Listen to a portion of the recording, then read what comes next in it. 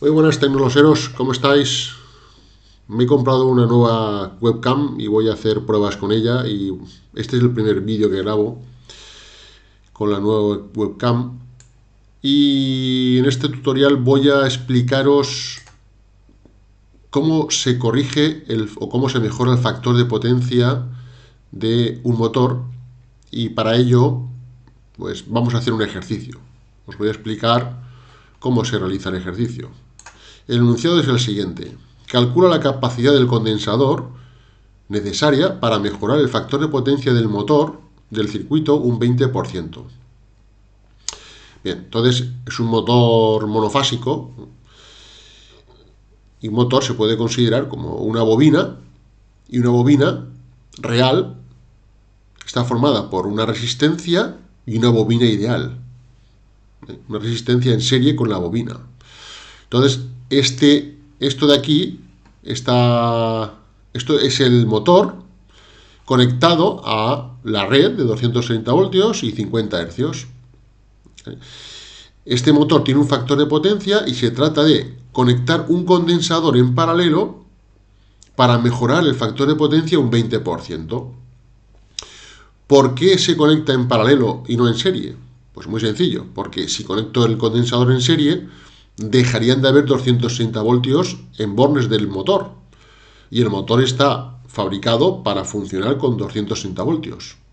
¿De acuerdo? Bien.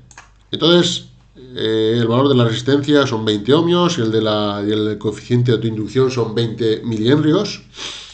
Recordad que el factor de potencia es el cociente entre la potencia activa o útil y la potencia aparente, S. Entonces, la potencia activa viene dada por esta expresión, es igual a R por intensidad al cuadrado, y la aparente es el producto entre la tensión y la intensidad que circula por el motor. Bien. Para calcular P, tengo que calcular, para calcular P y S, tengo que calcular I, la intensidad, y para calcular I, tengo que calcular la impedancia, Z. ¿Vale? ¿Cómo calculo Z? Bueno, pues Z es un número complejo, ¿no? Un número complejo cuya parte real es la resistencia y cuya parte imaginaria es la reactancia. En este caso, como tenemos una bobina, la reactancia coincide con la inductancia. El módulo de Z viene dado por esta expresión, raíz cuadrada de R al cuadrado más X al cuadrado, y X es igual a X sub L, la inductancia, que es igual a omega L, omega es 2pi por la frecuencia. Sustituyendo valores, la frecuencia son 50 hercios y el coeficiente de autoinducción son 50 por 10 elevado a menos 3 henrios, para pasar de milihenrios a henrios. Hago todo este producto y me da 15,7 ohmios. Bien, pues me vengo aquí, sustituyo valores de R y de X, que es igual a X sub L, y la impedancia me da 25,4 ohmios. ¿Lo veis? 25,4 ohmios.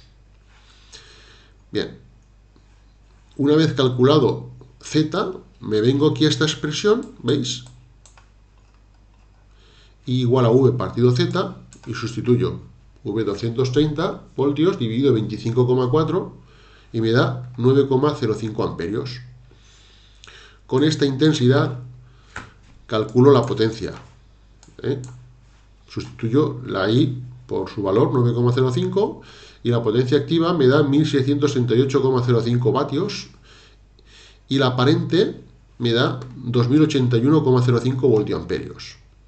Con la potencia activa y la potencia aparente calculo el factor de potencia, que es el cociente. Me da 0,78. Bien, entonces el nuevo factor de potencia lo llamo f de prima, factor de potencia prima, será 0,78 más 0,78 por 0,2, porque lo tengo que mejorar un 20%.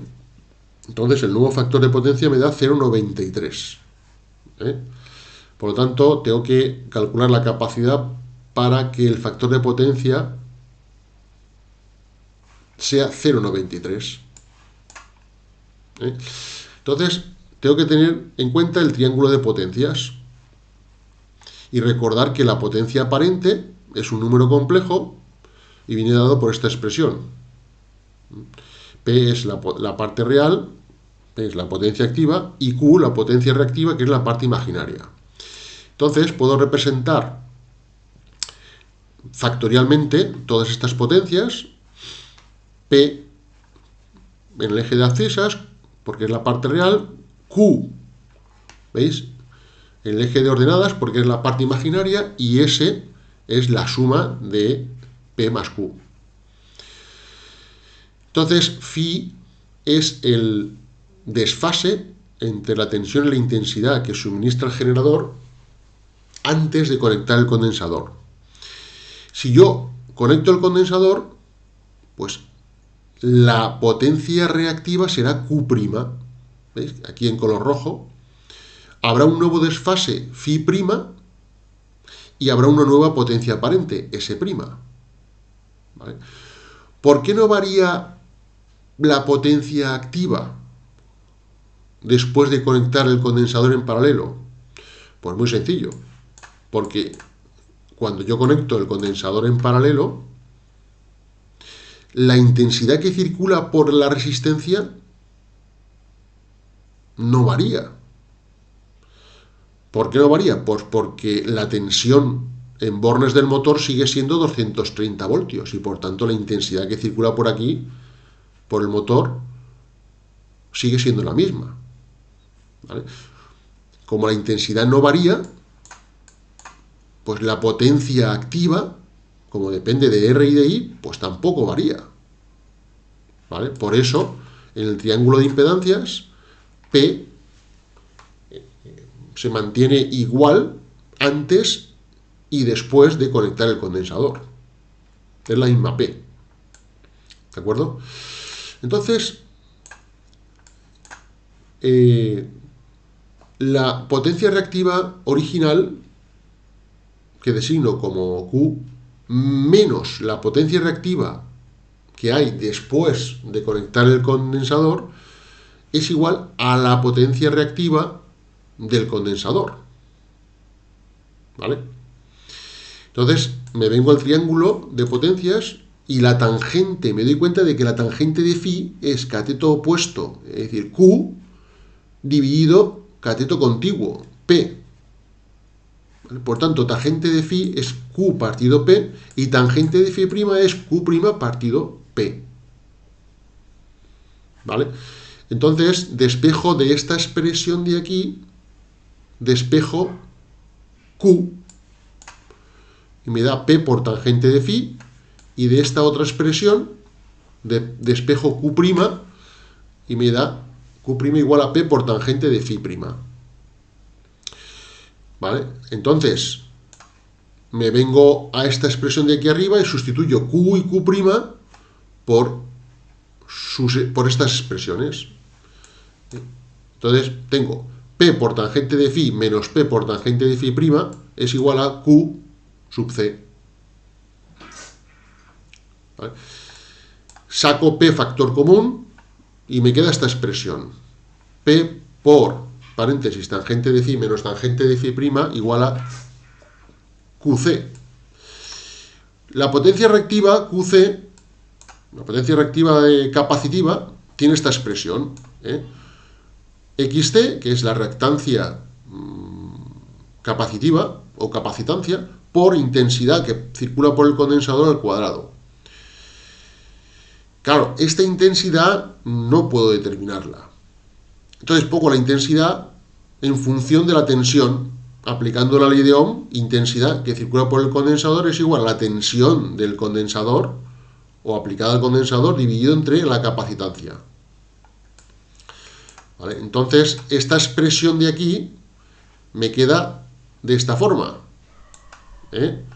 Porque simplifico xt arriba y xt al cuadrado abajo, o xt en el numerador y xt al cuadrado en el denominador, entonces me queda esta expresión, vc al cuadrado partido de xt es 1 partido omega c, Uy, se me ha ido.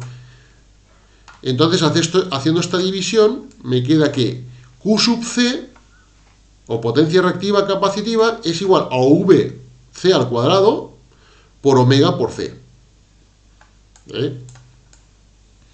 Entonces, aquí, en vez de Q sub C, pongo VC al cuadrado por omega por C. Y entonces aquí voy a despejar la capacidad. Despejo la capacidad del condensador y me queda toda esta expresión. Todo este cociente. Y tengo todos los datos, excepto los ángulos phi y phi prima. Pero bueno, phi y phi prima es fácil de calcular porque el coseno de phi, que es el factor de potencia del motor antes de conectar el condensador, es 0,78. Lo he calculado antes. Pues phi es arcoseno de 0,78 y me da 38,7 grados. Y el coseno de phi prima, que es el factor de potencia después de conectar el condensador, es igual a 0,93. Pues phi prima es 21,56 grados. Entonces, sustituyo ya aquí todos los datos. ¿Veis? P, tangente de phi, tangente de 38,7, tangente de phi prima. Tengo todos los datos y me da una capacidad de 3,84 por 10 elevado a menos 5 faradios. Lo paso a microfaradios y me da 38,4 microfaradios. Entonces elegiré una capacidad inmediatamente superior, una capacidad normalizada inmediatamente superior a esta. ¿Vale? Pues muy bien. Espero que este problema de corrección del factor de potencia os haya servido para entender esta cuestión mejor. Vale, hasta luego.